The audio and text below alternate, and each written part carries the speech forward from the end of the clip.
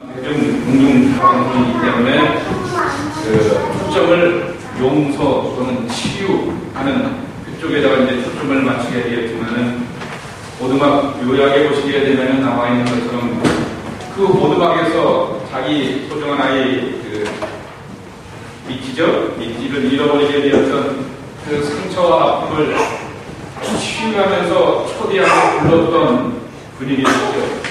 삼일째 하나님이 오두막으로 와라고 하시면서 거기서부터 흘러가는 그 세 분 하나님, 그 내용들은 소개하고 있지 않죠. 그리고 그 세 분 하나님의 성격을 보게 되면 아주 독특한 캐릭터를 갖고 있는 것을 보게 됩니다. 하나님을 우리 삼일째 하나님 어떻게 됩니까? 성부 하나님이시죠. 그 성부 하나님을 꾸준히 감싸주시는 하나님. 그래서 그 오두막에 가니까 어떤 여자가 이게 기다리고 있어요. 둥둥하게 살찐 흑인 아줌마가 편안하게 자기를 향해서 받아주는 것이죠. 그리고 다 품어주는 것이죠. 자기 얘기를 다 들어주는 것이죠. 품어주시는 하나님, 아버지, 이를 이렇게 상징하고 있는 것이죠. 두 번째, 이 오두막에서 또 한 분을 만나게 됩니다. 젊은 중동 청년을 만나게 되는데 자기와 함께 고민을 나누면서 깊은 대화를 나누는 이 젊은 중동 청년. 예수님이 우리는 이 캐나디언처럼 생겼다라고 생각하게 되는데 그렇게 안 생겼죠. 어떻게 생겼습니까? 예수님은 중동 사람입니다. 아랍 사람입니다. 한 분도 그렇게 생각 안 해봤어요.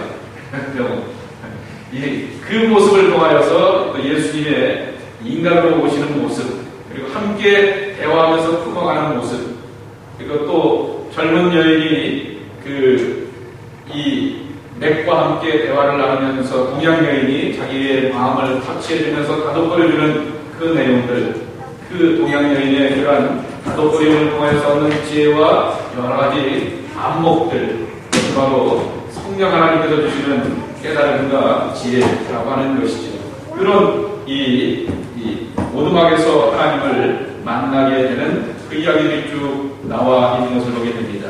그리고 그 개인하게 순서마다 작은 그런 아주 표현들이 쭉 나와 있는 것을 보게 되는데, 제가 한번 이제 오두막 요약 이렇게 있는 것을 한번 읽어보도록 하겠습니다. 여러분 한번 유인물을 보세요.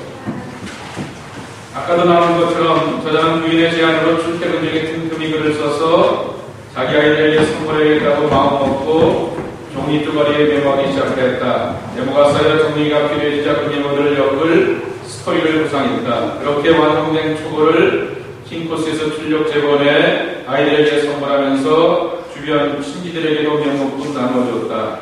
애초에 아이들 선물용으로 쓴 글, 이 원고의 수명 거기서 다해도 전혀 이상할 것이 없었다. 그러나 이 원고는 글을 읽고 감동받은 사람들의 손으로 계속해서 넘겨지게 된다. 그러던 중 글을 읽은 지인에게도 이 원고가 전달되고 글을 읽고 난 뒤 저자에게 출판을 제의한다. 그리고 이 책의 내용이 되도록 많은 사람들에게 전해져야 한다는 데 뜻을 함께하는 주교인들이 모여서 초고를 다듬기 시작했다. 그렇게 1년에 걸쳐 완성된 원고가 바로 오두막이다. 이들은 여러 출판사의 이 원고를 책으로 출간할 것을 제의하였다. 그러나 빨간머리의 인가 해리포터가 그랬던 것처럼 출판기의 반응은 냉담했다. 내용을 뜯어고쳐서 논란이 일 것 같은 부분을 없애자는 출판사도 있었고, 내용을 대폭 수정해 흥미 위주의 책으로 만들자는 출판사도 있었다. 그러나 오두막은 출간해줄 때까지 기다린 어느 책들과는 다른 일을 택하였다. 직접 출판사를 만들었으며 서점이 거래해주지 않자 오로지 오두막만을 위한 웹사이트를 만들어 그곳에서만 판매를 시작한 것이다. 물론 처음부터 갑자기 주문이 밀려온 것은 아니었다. 처음 호기심에 한 권을 주문한 사람이 선물하기 위해 여러 권을 재주문하는 현상이 일어났다. 선물을 선물로 확대 재생산됐다. 큰 후기야 대형 서점에서 주문이 밀려들고 출간을 거절했던 출판사들이 급히 연락을 해왔다. 서서히 대중의 마음을 사로잡아 2008년 하반기를 거쳐 미국에서 가장 사랑받는 책이 된 것이다. 이 책의 감동은 아직도 현대에 진행 중이다. 캐나다 태생인 폴 영 저자는 부모가 선교사로 활동하던 뉴기니아에서 자랐다. 소위 말하는 PK이고 MK죠. PK가 뭔지 아시죠? 공병호. 뭐요? 프로테스터 퀴즈, MK는 뭡니까? 미셔너리 퀴즈, PK, MK로 전하게 되었죠. 그곳에서 그는 정말 불행하게도 원주민에게 성추행을 당하는 어린 시절의 아픈 경험을 갖게 됩니다. 또한 오두막 시작 부분에 나오는 주인공 맥킨지의 아버지처럼 저자의 아버지 역시 집에만 들어오면 술을 먹고 가족을 학대하곤 하였다고 하는 것이죠. 그런 그에게 오두막은 모든 비밀, 아픈 치욕적 기억들을 묻어두는 마음속 깊은 곳을 상징하였다고 하는 것이죠. 생각해보세요. 선교사의 아들이라고 했습니다. 그런데 아버지는 술을 먹고 가족을 학대하는 그러한 사람이었다고 하는 것이죠. 그러니까 이중적이었다라고 하는 얘기죠. 거기서 오는 그와 같은 상처, 거기서 오는 그러한 위선, 거기서 오게 되는 이 여러 가지 치욕적인 것들, 그럼에도 불구하고 부모는 선교사였기 때문에 어떻게 됩니까? 감춰줘야 되죠. 지켜줘야 되는 그러한 자식의 비밀과 분도 있었다라고 하는 것이죠. 어린 시절 자신이 겪은 불행을 자녀들에게 물려주고 싶지 않았던 홀령은 화목한 가정을 꾸리고 겉으로는 성공적인 가정생활을 유지하는 듯 보였으나 어린 시절 상처를 제대로 치료하지 못하고 거기서 헤어나지 못하게 되었다. 상처가 있으면 분명히 어떤 모양으로든지 그것이 밖으로 발산이 되게 되는 것인데, 이 양반은 1994년 외도 사실이 발각되어 아내와의 신뢰가 붕괴되는 경험을 하고 2004년에는 경제적으로 파산으로 모든 것을 잃는 그와 같은 경험을 하게 됩니다. 2005년 50살을 맞이하게 되었다. 그에게 2005년은 전 생애를 거전히 예측하고 처음부터 정갈하게 짜맞춰 나가는 시기로 느껴지게 되었다. 그때 바로 이에 오두막 축구가 완성되었던 것이다. 50년이 넘어 세계 처음으로 쓴 장편 소설이 700만, 800만 독자를 감동시키게 되었다고 하는 것이죠. 자, 이것이 소설의 배경입니다. 여기 캐나다에 맥켄지라고 하는 동네가 있죠. 어디로 여기는 메이저 맥켄지도 있고, 어디 가면 맥켄지라고 하는 동네가 제가 있는 것을 봤는데, 아마 그런 배경을 가지고 이런 이름을 쓰게 되었던 것 같아요. 주인공 맥켄지는 주변에서 흔히 볼 수 있는 중년의 사내였다. 적절한 터울의 5남매의 아버지였고 배려심 많고 지적인 여성의 남편이기도 하였다. 비록 어린 시절에 아버지에게 학대당하고 가출을 해 힘겨운 젊은 시절을 보냈으나 현재는 평범하고 화목한 가정을 꾸리고 있다. 어느 여름 맥켄지는 부인 없이 아이 셋을 데리고 캠핑을 떠납니다. 어디로 떠나죠? 저 오레곤주의 포틀랜드 쪽으로 캠핑을 떠나게 되죠. 더할 나위 없이 좋았던 캠핑의 그때 잊지 못한 소동을 겪은 뒤 막내 미지가 실종되게 됩니다. 똑똑하고 천사 같은 딸 미지의 흔적은 며칠 뒤 흔적 없는 산 속 낡은 오두막에서 발견됩니다. 연쇄 살인범에게 실행되었다라고 하는 경찰 당국의 공식 발표가 나고 거대한 슬픔이 맥켄지와 함께하는 날이 있게 되었다. 사건이 있은 지 몇 년, 근데 여기 아까 동영상은 3년 나와 있는데 정확하게는 4년이죠. 4년 뒤 꽃샘주의가 귀속을 누리는 어느 날 맥켄지는 파파에게 그 오두막에서 만나자라고 하는 편지를 받습니다. 아까 동영상 첫 시작에 나왔던 그 카드, 이 편지와 같이 편지를 받게 되는 것이죠. 오두막으로 와라! 라고 하는 초대장을 그가 받게 되는 것이죠. 파파라고 하는 것은 맥켄지의 아내가 하나님을 부를 때 쓰는 애칭으로 매우 가까운 사람이 아니고서야 알지 못하는데 과연 누가 이런 장난을 했을까? 라고 하는 호기심을 갖게 됩니다. 최악의 경우 미지를 죽인 연쇄살인범과도 대적할 수 있다고 하는 생각까지도 하고 맥켄지는 가족 몰래 몸서리치게 실은 아이가 죽었던 장소, 실종되었던 장소 오두막을 찾아가게 됩니다. 거기서 그를 기다리고 있는 건 뚱뚱한 중년의 흑인 여성과 중동지방 출신인 듯한 청년, 묘한 분위기의 동양 여성이다라고 하는 것이죠. 게다가 이들은 스스로를 파파, 예수, 사라유라고 이렇게 소개합니다. 천사 같은 이 씨가 끔찍하게 살해되는 순간 아무런 조치를 취하지 않았던 하나님을 거기서 만나게 되었던 것이죠. 그러며 고통의 순간 하나님은 어디에 있는가? 신이 있다면 왜 우리에게 죄 없는 인간에게 이와 같은 고통을 주는가? 그런 고통을 주는 것도 하나님이 인간에게 얘기하시는 것인가? 라고 하는 여러 가지 절망적인 질문들을 함께 나누면서 답을 풀어가면서 실패가를 찾고 있게 되고, 아까 이쪽은 계속 사랑과 용서 쪽으로 풀어나가고 있게 되는데, 고난과 또 거기서 또 풀어가게 되는 하나님의 위로, 그것들을 경험하게 되는 것이죠. 며칠 여기 머물게 되죠? 2박 3일. 자, 우리 기독교 신앙에 있어서 3일이라고 하는 것은 뭘 의미해요? 예수님이 죽으셨다 3일 만에 부활하시게 되었던 것이죠. 맥켄지가 갖고 있었던 오랫동안의 아픔과 상처를 3일째 하나님을 이 오두막에서 만나면서 그가 그의 몸도 그의 영혼도 그의 삶도 회복되는 말 그대로 부활을 경험하는 그 기쁨을 오두막에서 누리게 된다라고 하는 것이죠. 자, 요걸 그래서 어떤 분이 이렇게 자기가 느꼈던 그 교훈을 담아놓은 것을 제가 이렇게 짧게 정리해 놓았습니다. 이 주요 교훈을 여기서 우리가 세 가지를 생각해 볼 수가 있는 것이죠. 첫째, 우리들 대부분은 자신만의 슬픔과 깨어진 꿈, 상처 입은 가슴이 있고 각자만의 상실감과 아픔의 오두막이 있다라고 하는 것이죠. 딸을 잃은 슬픔에 잠긴 한 아버지가 하나님의 계시에 이끌려 찾아간 것은 바로 자신의 딸이 납치되어 살해되었던 오두막, 즉 고통이 시작된 것이다 하는 것이죠. 작가는 바로 그곳에서 우리의 내면이 말할 수 없는 기쁨과 충만한 영광으로 채워질 이야기를 풀어내고 있다라고 하는 것입니다.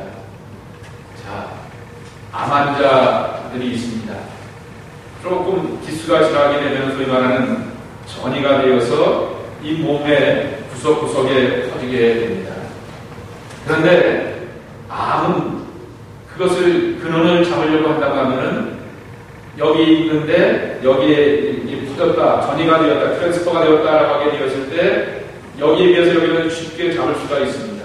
그래서 약물이든 키모든 아니면 방사선이든 여러 가지 방법을 가지고 여기에 있는 조그만 것들을 잡아내게 되죠.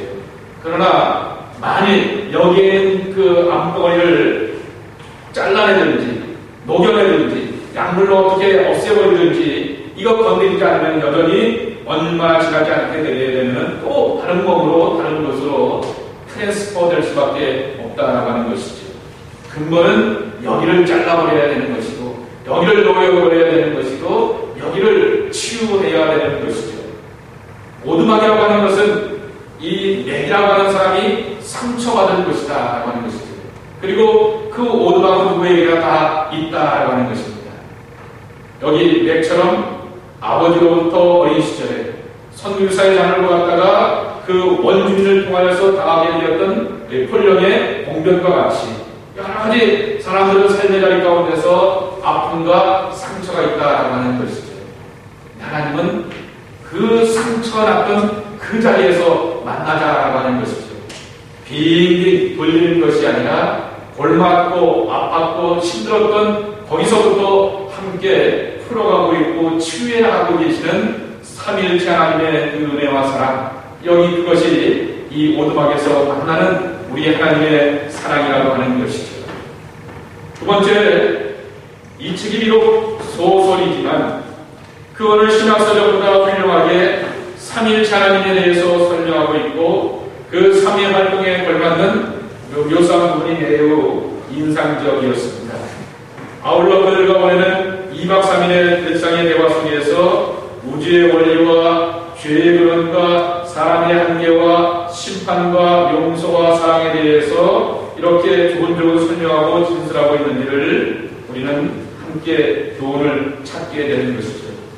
왜 멀쩡한 사람이 우리 같은 어른이 되어서 죄 많이 짓고 실수했던 것도 아니라 이 조그만 아이, 순박한 아이가 무슨 죄가 많고 잘못이 많길래 그와 같은 공변과 슬픔의 일을 당하는가 라고 하면서 질문을 던져보게 되는 것이죠. 그리고 하나님이 계시다라고 하면 왜 그 아이를 지키고 보호하지 못하시는가 라고 하는 것에 대해서 질문도 던져보게 되는 것이죠. 마치 우리가 욥기를 통하여서 교훈을 얻는 것처럼 그래도 다른 누구보다도 깨끗하고 경건하고 순전한 사람 욥에게 예기치 않는, 원하지 않는, 풀어갈 수 없는, 정답이 없는 고난과 아픔이 오게 되는 것처럼 그러한 고난과 아픔의 문제들이 있다라고 하는 것이죠. 근데 하나님은 그 문제와 고난과 삶의 의문과 회의 앞에서 2박 3일 동안 함께 머물러 주시면서 어울려 주시면서 내게 질문을 답해 주시게 되었던 것처럼 인격적으로 친밀함으로 사랑으로 우리를 만나주시는 하나님이다 라고 하는 그 교훈을 찾게 되는 것입니다. 제가 이번 주에는 엘리야 설교를 하는데 열왕기상 18장에 나오게 되는 엘리야 이야기를 하려고 합니다. 엘리야가 이제 혼자 남았습니다 라고 하는 그냥 이야기를 하게 되죠. 근데 하나님은 딴소리를 하세요. 야, 내가 이 땅에 있는 신실한 사람 7,000명을 구원할 것이다 라고 얘기하는 것이죠.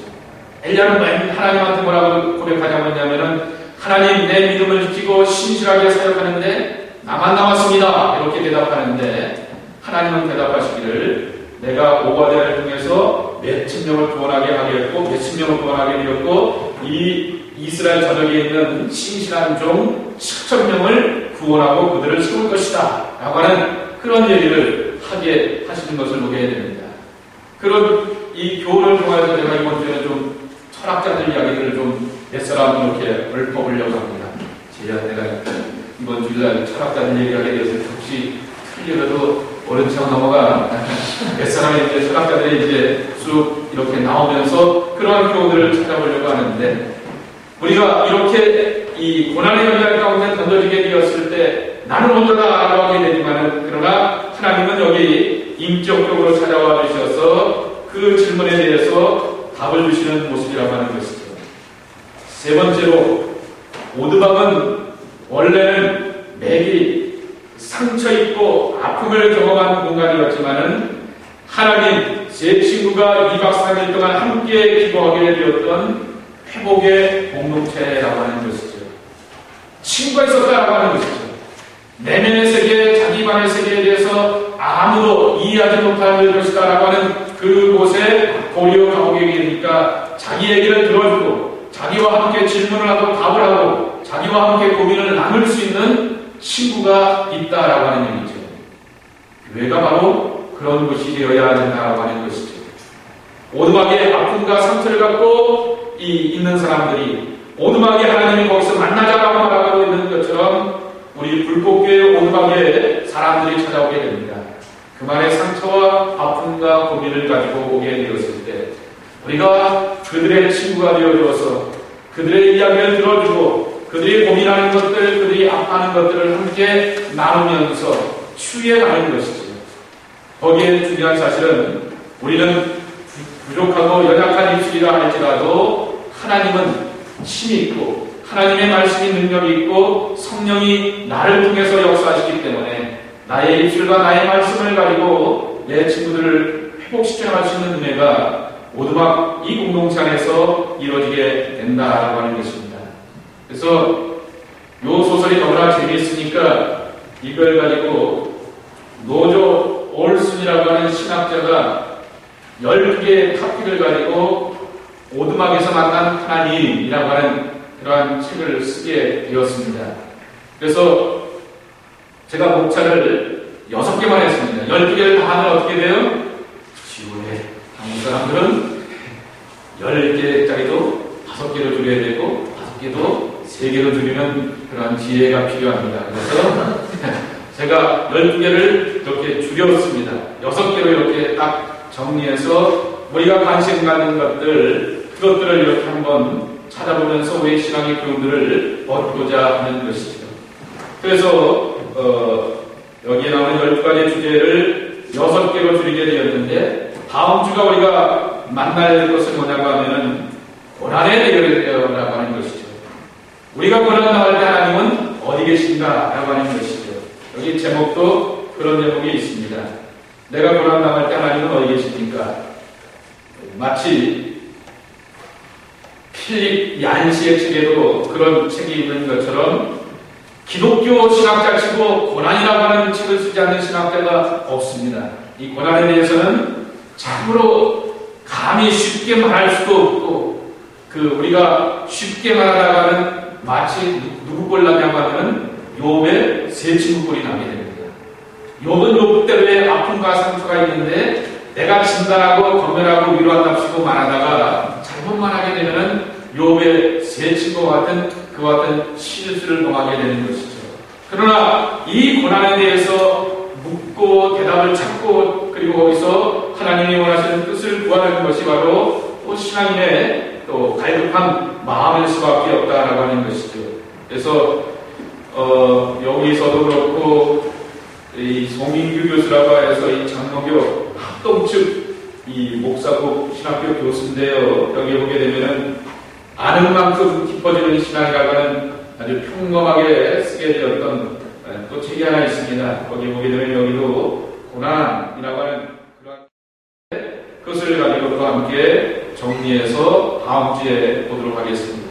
그리고 그 다음 주에 아까 보았던 삼위일체 하나님, 그리고 왜 이 세상에 악이 존재하는가, 그리고 우리가 자유의지를 하나님께서 주셨는데 이 자유의지를 가지고 하나님의 선과 덕을 만들어가기보다는 실수하고 죄를 만들어가는 연약한 우리의 모습들, 그것들과 함께 교훈을 찾아보려고 하는 것이죠.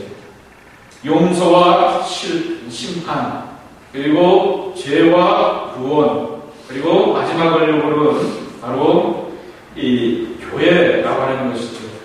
오두막이라고 하는 것은 상처 입은 그러한 공동 장소였지만은 거기는 또한 회복의 처소가 되었다라고 하는 것이죠. 회복의 공동체로서 오두막, 우리의 교회가 되어야 되는 것을 함께 쭉 보려고 하는 것입니다. 근데 우리가 보면서 이분이 이 신학자가 이 오두막이라고 하는 소설을 쭉 읽고 신학적으로 정리하면서 이런 말을 하게 되었습니다. 두 가지를 염두에 두라고 하는 것이죠.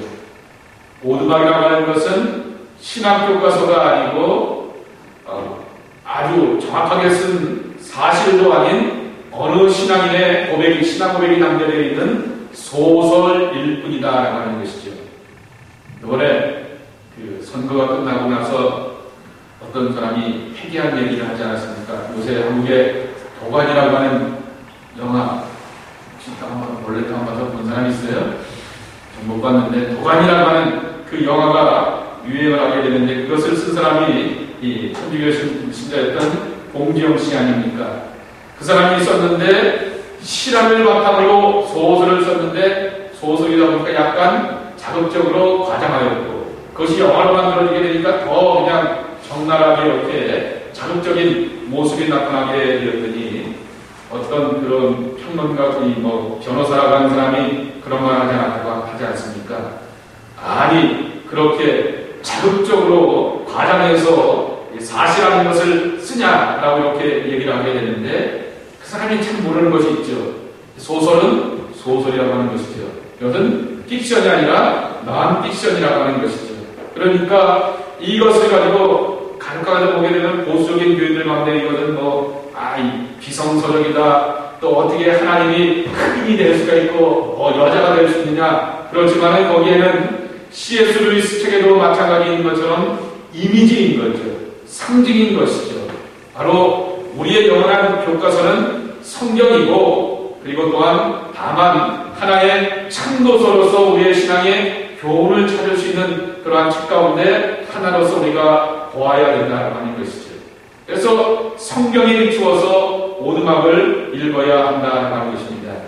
무슨 얘기냐고 하면 저희들 고등학교 때 교생 선생님이 와갖고는 영어 잘하는 법을 가르쳐준다고 하면서 젊은 선생님이 뭔 얘기를 하냐고 하면은 교과서를 열심히 읽고 책을 많이 읽어라 하는 얘기를 하기보다는 뭐라고 했냐고 하면은 야, 니네가 좋아하는 잡지들 많이 읽어 라고 하니까 어떤 친구는 스포츠 잡지도 가져왔고, 제 단짝 친구는 타임즈 잡지도 가져오게 되었고, 어떤 친구는 자기가 관심 있는 플레이보이도 가져왔어요.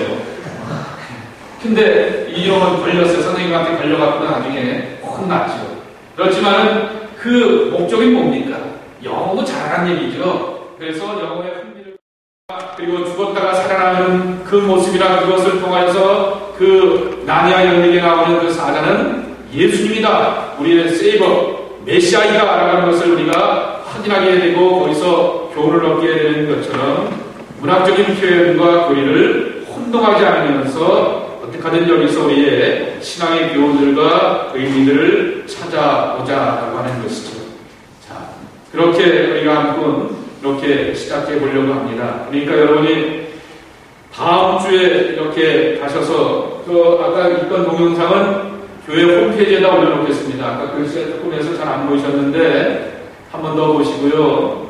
또 제일 좋은 거는 이것을 하나 사서 보셔도 좋고요. 참 좋고, 이 소설을 보시면서 디테일하게 나오는 그런 표현들이 너무나 좋습니다. 그 좋은 표현들을 보시면 참 좋고, 그러니까 작년 연말이죠.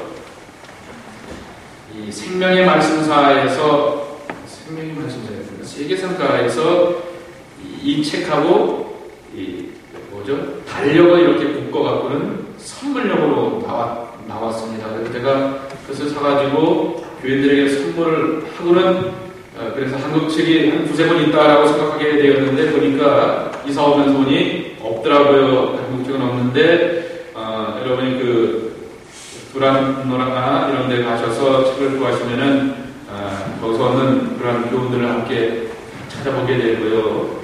그리고 가능하시면은 이 책도 혹시 여유가 되시면은 오두막에서 만난 하나님, 이건 참으로 정리를 잘 해놨으니 이 소설을 잘 정리해놔서 신앙의 교훈들을 우리가 이렇게 쪽쪽 뽑아서 얻을 수 있는 그러한 교훈들을 얻을 수가 있습니다. 그렇게 한번 6주 동안 금요일마다 함께 도전해보는 그러한 시간이 됐으면 좋겠습니다.